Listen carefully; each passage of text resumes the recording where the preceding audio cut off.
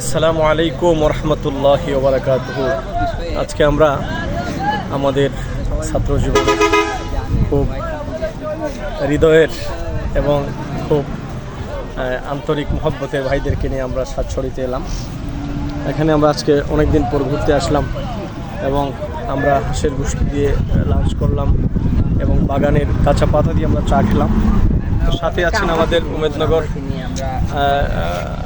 বড় মসজিদের সম্মানিত ইমাম খতিব, আমার অত্যন্ত মহব্বতের ভাই বন্ধু মাওলানা মুফতি জুবায়ের আহমদ আল কাদরি সাহেব আছেন। আমাদের বড়গাঁও দাখিল মাদ্রাসার দাখিল মাদ্রাসার সম্মানিত সুপার জনাব আনোয়ার হোসেন মনসুর সাহেব, হাজি মাহমুদ হুসাইন জামিয়া ইসলামের দাখিল মাদ্রাসার সুপার মোহাম্মদ রায়হান উদ্দিন সহ আমরা আজকে অনেক দিন পরে আমাদের একটি প্রাণের বন্ধন এবং মিলন মেলা হয়েছে।